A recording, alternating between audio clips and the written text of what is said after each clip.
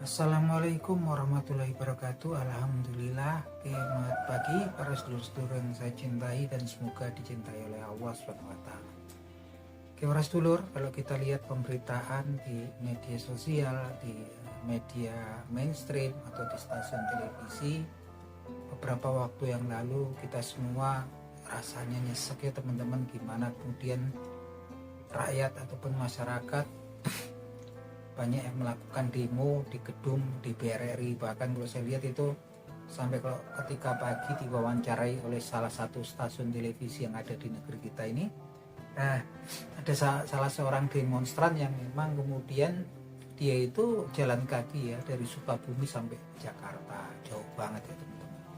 Nah teman-teman, ini semua dipicu daripada kemarin adanya kenaikan gaji gitu kan, DPR, dan juga tunjangan-tunjangan DPR yang dirasa oleh sebagian besar masyarakat yang rata-rata itu menengah ke bawah itu suatu kenaikan yang nggak masuk akal untuk mereka gitu kan. Dikala kemudian masyarakat sedang susah, masyarakat sedang sulit, masyarakat sedang sebetulnya membutuhkan bantuan dan support dari pemerintah ya. Dalam kondisi memang saat ini memang kondisi perekonomian nggak baik-baik aja gitu kan, banyak PHK yang terus menerus ya, beruntun kan gitu kan, continuously terus menerus gitu kan. Banyak usaha kecil yang mulai sekarang ini mulai banyak yang bermasalah. Nah, lagian juga kalau kita lihat kan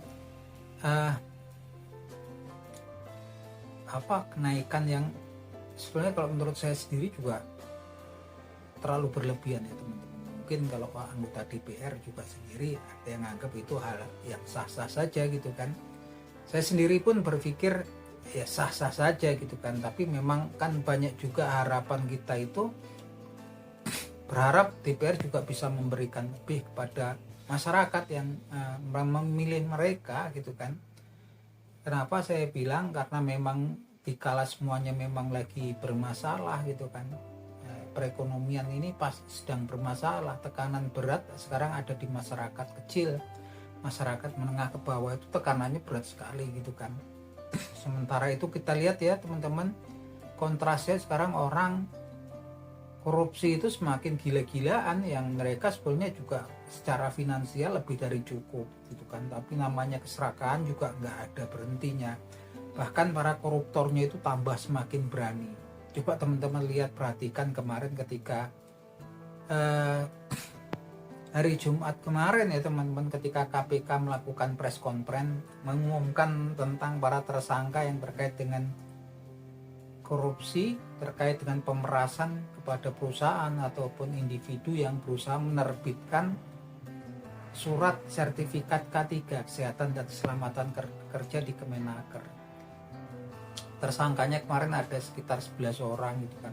Salah satunya adalah pejabat atau wamen di bawah kabinetnya Pak Prabowo.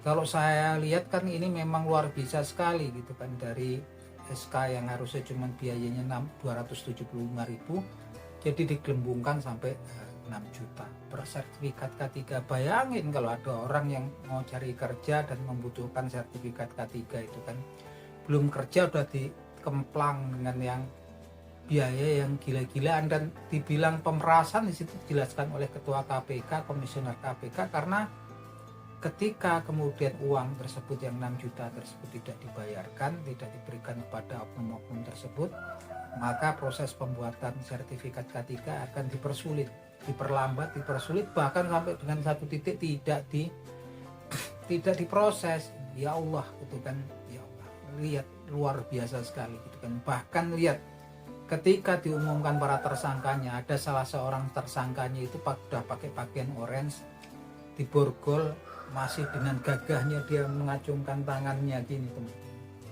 mengepalkan tangannya. Saya nggak ngerti apa maksudnya gitu kan, apa maksudnya, dimana rasa malunya, udah nggak ada lagi rasa takut ya sepertinya.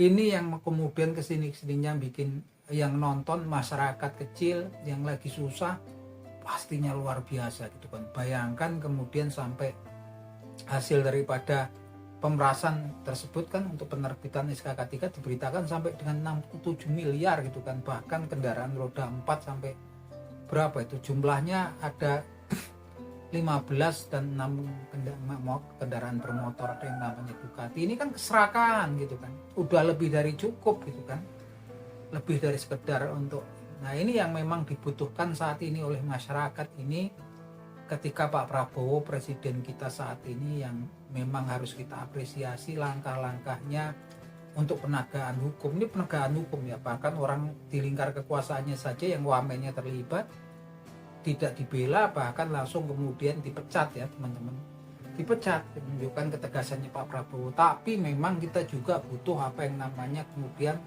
efek jerah, dan saya pikir ini yang memang kemudian nggak kalah pentingnya dari faktor penegakan hukum itu sendiri. Betul, kita memang kemudian bangga, senang, puas gitu kan ketika kejaksaan dan KPK udah pulih lagi ya marwahnya, kekuatan dan cahaya udah mulai pulih lagi gitu kan, yang kita nggak tahu ya sebelum masa presiden Pak Prabowo Subianto, rezim sebelumnya. Ini bukalah matanya, bukalah kemudian telinga kita agar kita sadar, jangan kemudian anak bangsa itu elemen-elemennya diadu domba.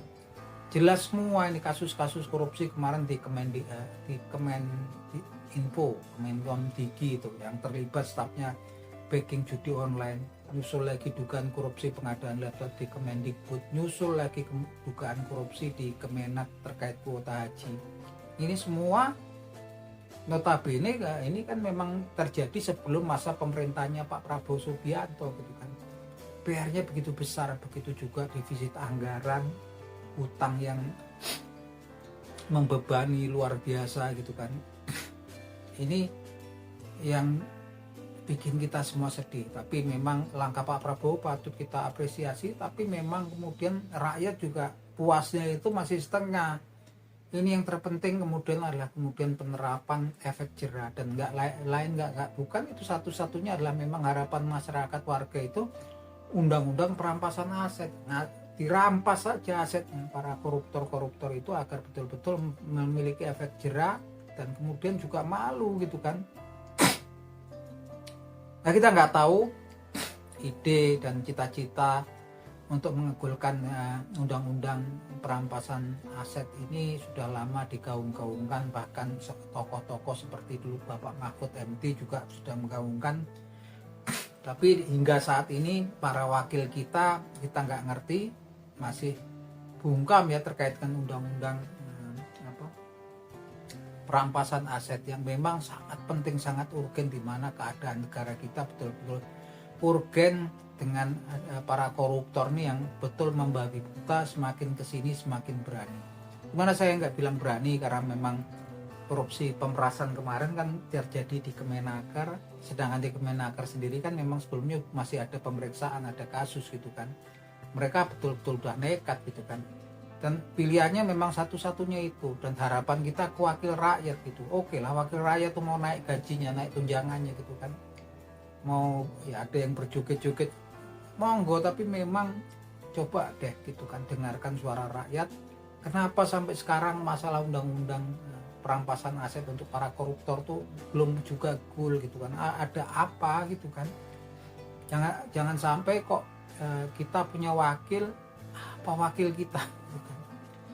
Ini kan kalau sampai yang memilih sama wakilnya kemudian bentrok, ini kan gitu kan kayak di DPR kemarin, artinya kan memang ada disharmoni antara masyarakat dengan DPR yang harusnya memang ya ditemuin lah mereka apa sih kehendaknya. Tapi saya yakin kalau kemudian undang-undang perampasan aset ini kemudian bisa diterbitkan atas kerjasama eksekutif, presiden dan DPR sebagai legislatif, pastinya keadaan ini akan membaik negeri kita. Itu salah satu kuncinya.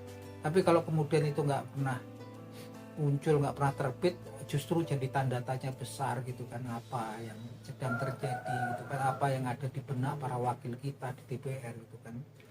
Itu sih menurut saya gitu kan. Kondisi-kondisi ini bisa memantik demo-demo atau masalah di daerah lain ya. Tapi kalau kemudian memang dari eksekutif legislatif juga betul-betul serius di masalah korupsi. Kalau Presiden Prabowo Subianto jelas progresnya positif ya penegakan hukum, tapi kemudian yang nggak kalah penting lagi-lagi adalah efek jerah yang memang saat ini memang belum dirasakan oleh para koruptor itu kan. Mereka cuma hukumannya nganggap ringan, dapatnya mungkin sampai 67 miliar, hukumannya 3 atau 4 tahun, belum dapat remisi setiap Agustus. Ini kan memang kemudian yang bikin kesal, bikin geram ya para netizen kayak saya, warga negara masyarakat, bisanya cuma ngomong di media sosial seperti ini. Itu menurut saya sih gitu kan. Mungkin kalau teman-teman punya komentar kenapa sih kemudian undang-undang seperti perampasan aset para koruptor itu sampai sekarang nggak terbit ya teman-teman, padahal wacaranya udah bertahun-tahun gitu kan. Mungkin teman-teman bisa tulis di kolom komentar. Itu aja teman-teman obrolan kita di pagi hari ini. Depannya kita berharap progres di negeri kita di bawah kepemimpinan kemudiannya Pak Prabowo Subianto progresnya selalu positif. Nah itu aja teman-teman, akhir kata wabillahi taufiq wal hidayah. Wassalamualaikum warahmatullahi wabarakatuh.